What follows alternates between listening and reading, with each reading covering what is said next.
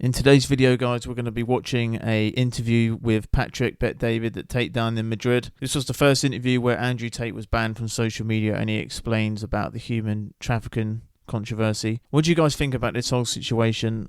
You know, I've had my fingers crossed for Tate since him and Tristan got arrested. Really worried about him as much as you are, so let me know what you think about the situation down below. Real or fake, or what do you think's going to happen? Let me know. I really hope to see Andrew and Tristan out soon so we can get an update on the situation. But guys, on this channel I'm going to be covering everything I can on the situation, so if you want to stay up to date, subscribe and turn notifications on and like this video. And yeah, don't forget to comment. Let me know what you guys think. Most people, they grow 12%, 24%, they grow. Very few go like this. Yours was exponential. But the part that's exciting, most people, you're not 55. You're not 45. You're 35, 36 years old, which means the evolution that's most exciting about watching you is, which I hope you don't take your foot off the pedal. I hope you push full throttle with the Rumble. I hope you full on keep going with your content, because you're going to evolve. Something's going to happen in your life the next 5 years. You're going to evolve.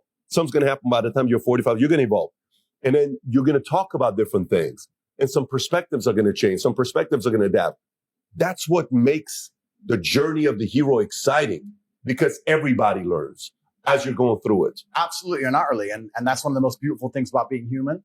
And I was talking earlier about the redemption arc. And you mentioned earlier in my final video how I said, I'm glad that this ban happened to me. And one of the reasons I was glad is because it gave me a chance to address the consciousness of the world. There were certain rumors about me which had spread like wildfire. And the unfortunate reality of the internet is, if there's a rumor about you, no matter how many times you dispel it, if there's more clicks and more interest in perpetuating the rumor, that's what people are going to do. And this ban is, to a degree, a chance for a fresh start, because it allows me to discuss all the rumors.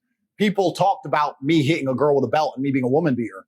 That same woman has made 3 videos subsequently, 3, saying it was consensual, it was a long time ago, he's still a good friend of mine. But no matter how many videos she makes, right? The video of her saying this is bullshit gets 10,000 views. And the video of me being a woman beater gets millions of views. That's the nature of the internet. So you need a mass extinction event. You need something big to happen to address it. The other big thing that's against me is the fact that my house was raided by Romanian police. And people talk about me being a people trafficker. And that's a really, really interesting one. It's interesting because I actually kind of think it's a perfect storm. Some of the other things I say about accessible corruption, or the fact that I live in Romania, which has a bad reputation, makes people think, so he's a criminal over there and he can get away with it, etc. Let me tell you something about Romania. They have a bad reputation for a few things. And one of them is people trafficking, which is age old. That was from the 90s. It's not the case anymore. Not at all. But they're very sensitive about it. The number one crime you'll get in trouble for in Romania is exactly that. It's the one thing that they're very sensitive about. It's the image of their country. They're not going to allow some guy to make their whole country look bad. It's like going to Dubai and bragging about fucking being a financial criminal or something. Like, no. That makes Dubai look bad. So that's the one thing you'll get in trouble for. I wasn't doing it. What happened was, and I've explained this at length, I was swatted. Loads of people have been swatted. Someone called the police with a fictitious story, a complete false story. We were having a party at our house. There was a bunch of girls there.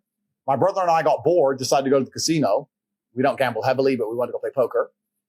We went to the casino, left the party unattended. There was like 20 girls there in our PA. So there's only girls in the house. This is all on CCTV. This is the reason I'm not in jail. The girl gets a phone call. It's her boyfriend in America, somewhere in Massachusetts. I saw you on Instagram story. That's Tate's house. The girl, who's from Miami, actually flew over to meet Tristan. She messaged him on Instagram. The girl said, yeah, but I didn't want to be here. I'm trying to leave, and hung up. So her boyfriend, I don't know, simps, bro. I don't know if he believed her. I don't know if he was jealous of us. I don't know what. Calls the American embassy in Romania and said, my girlfriend's being held against her will in this house. Now, I have absolute respect for the Romanian authorities. I would hate to live in a country where they get a phone call saying a woman is kidnapped and they don't bother to do anything about it. That would be a terrible country to live in. Of course they strapped up. Of course they turned up. They were very, very respectful. They turned up. They were all strapped, but they were very respectful. Andrew, because I'm known in the country. Andrew, Tristan, we've heard this report that it was a very cordial conversation. Well, look around the house. No one's here. We have CCTV in our whole house. They went through the cameras. They saw the girl on the phone, go out, get a pizza, come back, get an Uber home. They're like, well, this is bullshit. It's like, well, obviously it's bullshit. I was swatted. A guy effectively just made up a false reason and called me. Ta-da. Took us to the police station, do some paperwork. They came to the house initially to search the house at 5. By 8 p.m., we went to the police station, do some paperwork. By 8:45, we were released. That's it. No one talks about that. Tate's house was raided for human trafficking. He's a human trafficker. His house was raided for human trafficking. I have no charges. I'm not on bail. There's no criminal investigation. It's over. It's done. But the nature of the internet, Tate being a human trafficker gets clicks. Some girl lying doesn't get clicks. That's the nature of the internet. So I don't get a chance to dispel these things unless there was a mass banning event. And when I was talking to my team saying, look, we have to change the public image. We have to change the way, create certain things in the month before the ban. We were discussing how do we fix these rumors? And it's hard because especially when you have massive detractors, people who hate me don't want to tell the truth. They hate me. They just want to take anything they can get to attack me. Like I said, they can't attack my physicality or my success. So they have to attack whatever they can get. So there are people on the internet who repeat the same lie on repeat because that's all they want to say. So it was actually a blessing in disguise. So there's no people trafficking charges. I'm not a people trafficker. The woman's come forward saying many times I don't beat women. Like all these things are complete false narratives. And that's why the banning was a good thing because it allows me to finally get everyone's attention and say, listen, calm down.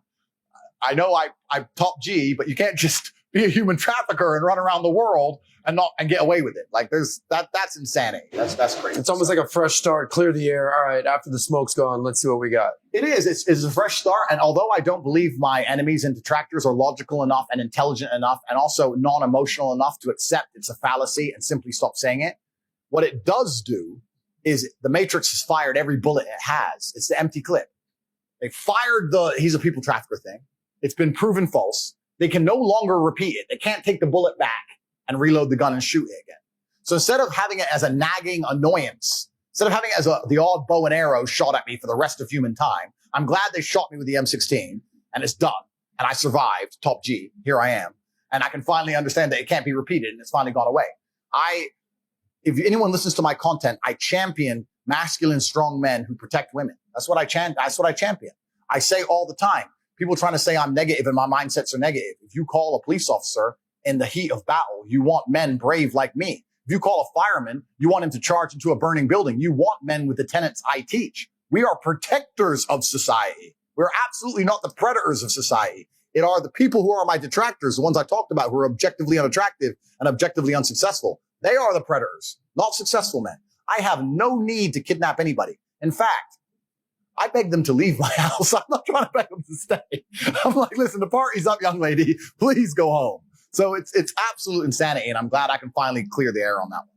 If you enjoyed this video and you want to watch the entire podcast, click over here. And if you want to be connected with experts, influencers such as Kiyosaki, Tate, Connolly, Paul Menteri, myself, and others, download the app Minect, where you get a chance to connect with these folks by the minute. You get to buy the minute or have FaceTimes with them, 15 minutes, ask them any questions you may want to have.